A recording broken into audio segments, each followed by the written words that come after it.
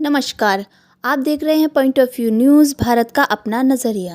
दलित मुसलमानों को संवैधानिक अधिकार दो, अधिकार दो, अधिकार दो। आर्टिकल 341 में धार्मिक प्रतिबंध समाप्त करो, समाप्त करो, समाप्त करो। आर्टिकल 341 में धार्मिक प्रतिबंध समाप्त करो, समाप्त करो, समाप्त करो। BIL नंबर 180 की सुनवाई तेज करो, तेज करो, तेज करो।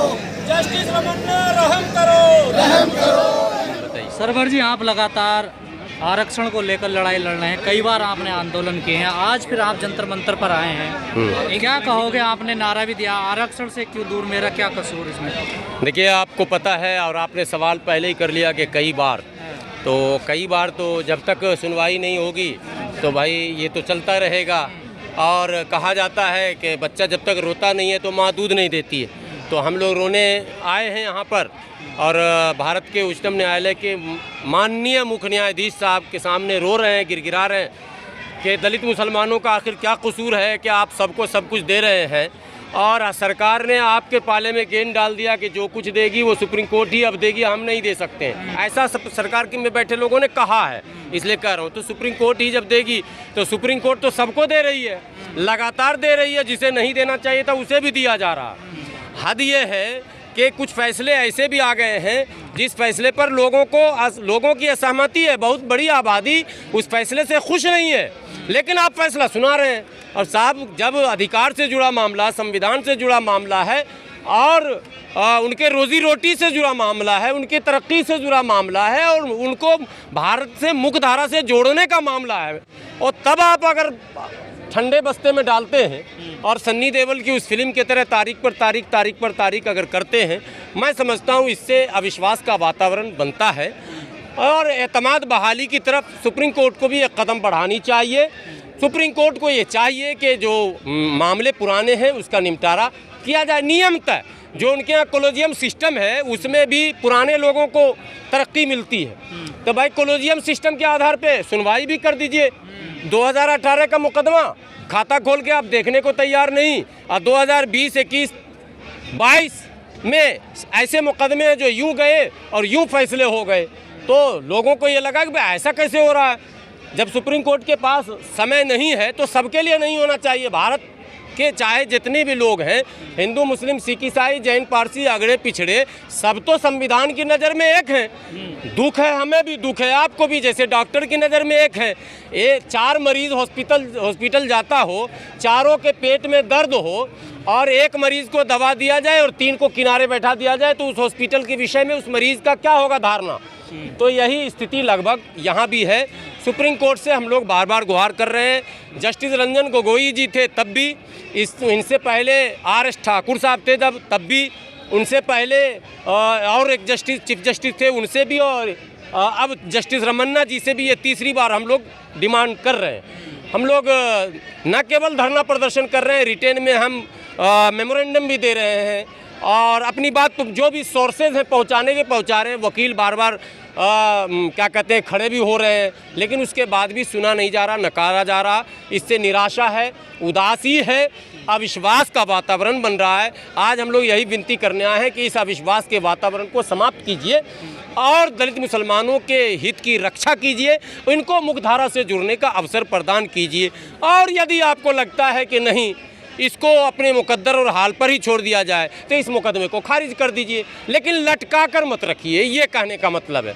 अगर आपकी मर्जी है, हालांकि सुप्रीम कोर्ट कह चुकी है कि ये भेदभावपूर्ण है प्रतिबंध, और वो मैं आज लेकर भी आया हूँ। सुप्रीम कोर्ट का 2011 में जो इशू फ्रेमिंग हुआ उसमें उसने साफ शब्दों में कह दिया है कि ये जो है वायलेशन है आर्टिकल 14, 15, 16 और 25 का, ठीक है, और अनकॉन्स्टिट्यूशनल है। इन शब्दों का इस्तेमाल सुप्रीम कोर्ट ने किया। तो जब अनकॉन्स्टिट्यूशनल आपने कह ही दिया और वायलेशन कह ही दिया तो फैसला सुनाइए ना, अब रुकने का क्या मतलब बनता है। लेकिन तो जब मामला इतना महत्वपूर्ण है सरवर जी, तो फिर समाज क्यों नहीं आया आपके साथ?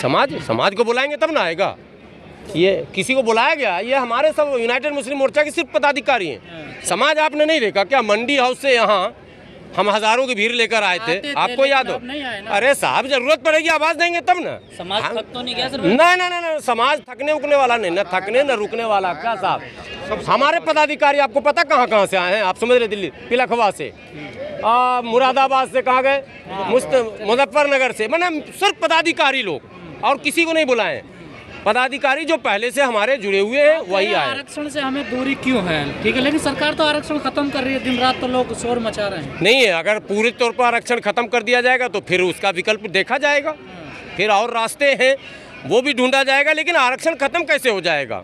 बगैर आम सहमति के आरक्षण खत्म हो सकता है। हमारे साथ भेदभाव हो रहा है, तो भेदभाव क्यों हो रहा है? आखिर धर्म के आधार पर भेदभाव किया जा रहा है।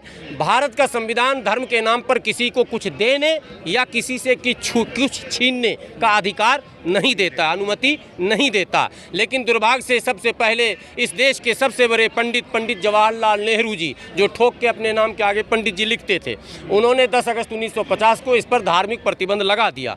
और जिस कांग्रेस सरकार को हम लोग वोट देते रहे थैला भर भर के, उस कांग्रेस की सरकार ने इस मुसलमान के हाथ में कटोरा लाकर रख दिया, और रख ही नहीं दिया। मुसलमान सोया हुआ था तो सच्चर कमेटी बनाई गई, और सच्चर कमेटी का रिपोर्ट आ गया कि मुसलमान दलितों से भी पीछे है। मतलब कहा गया, भारत के दलित मुसलमानों, तुम अभी तक समझे नहीं हो कि कांग्रेस क्या कर रही है, लो रिपोर्ट देख लो, तुम्हारे हाथ में कटोरा आ चुका है। कांग्रेस ने किया भी, और उसके कारनामे को हम नहीं समझ पाए तो समझाया भी कमेटी बनाकर। बहरहाल जब समझे, जागे तो भागे, भागदौड़ शुरू हुआ तो कांग्रेस ने अपना चेहरा दिखाया। डीसी कपिल सिब्बल थे केंद्र में मंत्री, और सलमान खुर्शीद थे, दोनों से मुलाकात की गई और दोनों ने कहा साहब हमारी पार्टी तो ये काम कर ही नहीं सकती है। ये 2012 की बात बता रहा हूँ। तो कपिल सिब्बल ने भी हाथ खड़े कर दिए, सलमान खुर्शीद ने भी हाथ खड़े कर दिए। यूं तो बड़ी बड़ी महफिल में सलमान खुर्शीद कहते हैं भारत के मुसलमानों के हम हीरो हैं, लेकिन पता चला कांग्रेस में ही वो जीरो है।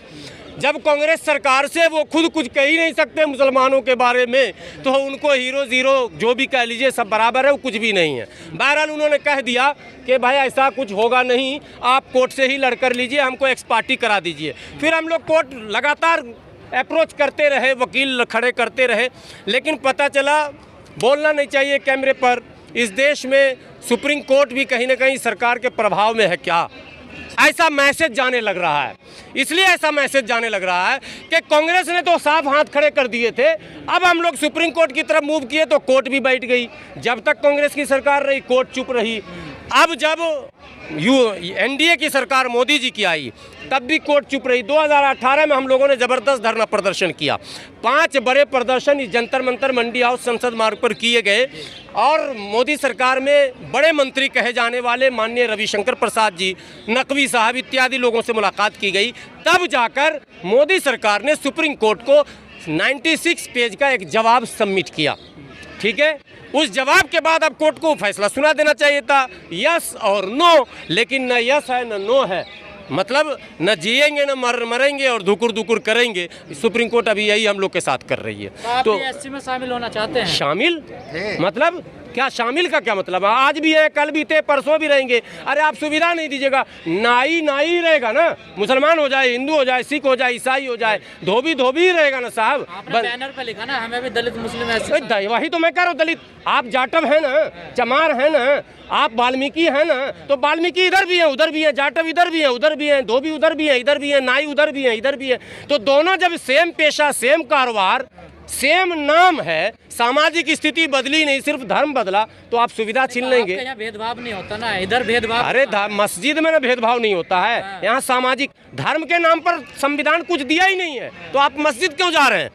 सामाजिक जो विषमताएं थी, सामाजिक विषमताओं को देखकर ही आरक्षण की व्यवस्था बनी थी, और सामाजिक विषमताओं को पाटने के लिए ही आरक्षण की व्यवस्था बनी थी। तो हम सामाजिक आज भी उत्पीड़ित हैं, आज भी समाज में। अच्छा ठीक है, मैं सफाई का, इस्लाम धर्म में भी सामाजिक उत्पीड़न होता है? नहीं, इस्लाम धर्म, अभी एक उदाहरण देता हूँ।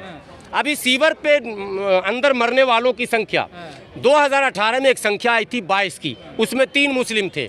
वो कौन मुस्लिम थे सीवर सफाई वाले? आप बताओ, वो तो वाल्मीकि होंगे। अगर वाल्मीकि नहीं भी हैं तो पेशा तो सेम हो गया। अब आपको बताता हूँ, कोई आदमी कॉल करता, फ़ोन करता, ज़रा गौर से सुनिएगा इसको। किसी ने फ़ोन किया, हमको एक प्लम्बर की ज़रूरत है, बाथरूम चौकअप हो गया है। अगर वो प्लम्बर मुसलमान जा रहा है, उसके साथ बिहेव क्या होगा? वहाँ उसको पैखाना साफ़ करने वाला ही समझा जाएगा।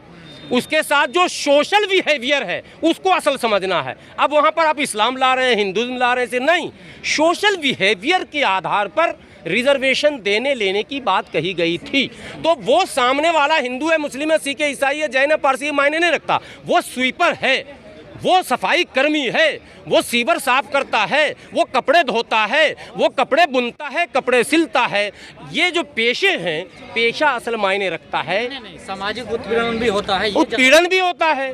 उत्पीड़न का उदाहरण तो दे दिया आपको। हिंदू धर्म में होता है कि वो तो शुद्ध रहेंगे, वो उन्हें मंदिर में नहीं जाने दिया जाएगा। नहीं, जातिगत भेदभाव भी है समाज में, धर्म में नहीं है। मस्जिद में कहा जाता है एक ही सफ में खड़े हो गए महमूद अय्याज, पर हिंदुओं में नहीं, दलित मंदिर में। अरे भाई फिर आप धार्मिक बहस, मैं संवैधानिक बहस कर रहा हूँ, आप धार्मिक बहस कर रहे हैं। धार्मिक बहस का यहाँ मामला ही नहीं। हमने जो सुप्रीम कोर्ट में डाला या माननीय प्रधानमंत्री जी को जो कुछ लिखा, वो हमने धर्म का जिक्र नहीं किया। हमने कहा भारत को अगर सशक्त राष्ट्र, ये देखिए सुप्रीम कोर्ट में हमने जो मेमोरेंडम दिया था पहले, और प्रधानमंत्री जी को भी दिया था, और कई बार आप लोगों ने कवर भी किया है। हमने सदैव ये कहा है कि धर्म के आधार पर भारत का पवित्र संविधान न किसी से कुछ छीनने, न किसी को कुछ देने की अनुमति देता है। तो जब इस पवित्र संविधान में धर्म के आधार पर भेदभाव करने की अनुमति है ही नहीं, तो फिर आप भेदभाव क्यों कर रहे हैं? बस इतना सा तो क्वेश्चन है। अब इसको आप तो हो ही रहा है सर, देख नहीं रहे आप दिन रात। अरे साहब, अगर कोई मूंछ रख ले तो उसकी हत्या हो जाती है। अरे साहब, आप फिर वहीं लेकर जा रहे हैं। मैं वही तो कह रहा हूँ कि क्यों हो रहा है। तो आप मेरे साथ आइए, मेरे इस मुद्दे को उठाइए। धार्मिक भेदभाव का समूल नाश होना चाहिए, और इसमें चाहे न्यायपालिका हो, चाहे कार्यपालिका हो, चाहे विधायिका हो, सबको उत्तरदायित्व माने समझना चाहिए, जिम्मेदारी समझना चाहिए। उम्मीद है सरकार